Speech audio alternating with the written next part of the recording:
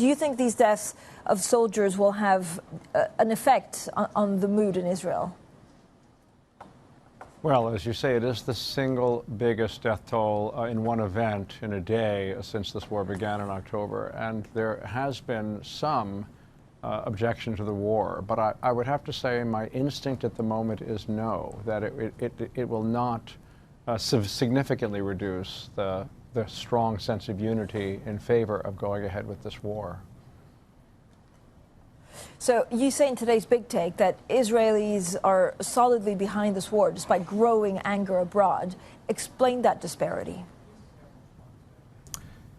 You know, I think that abroad, one of the reasons I wrote this piece is that abroad, one sees all of the terrible suffering in Gaza and one views Israel as a very powerful country, wealthy, powerful, and one figures, my goodness, obviously this must come to an end.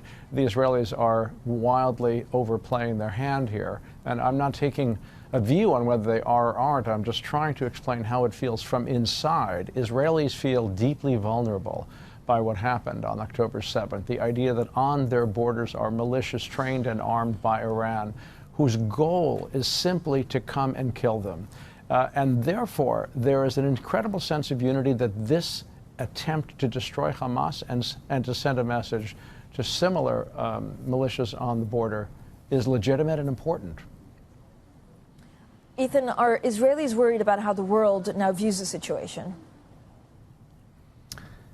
They are somewhat worried, but I have to say that that seems to be less of a sentiment than the desire to do what they believe needs to be done. So even though internally it's been very split politically for the last year or so, as you may recall, before October 7th, there were tens of thousands of people opposing the Prime Minister Netanyahu in the streets on Saturday night.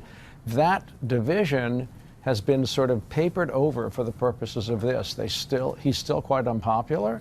But his opponents and his supporters are standing firm in this desire to move this forward. There's also a kind of a dual phenomenon, which is, on the one hand, you have the West and its supporters, Israel's sort of allies that they're worried about. On the other hand, they feel the more important audience for what's happening are its enemies on its borders, to whom a message must be sent that Israel, too, is willing to be as violent as necessary to get something done.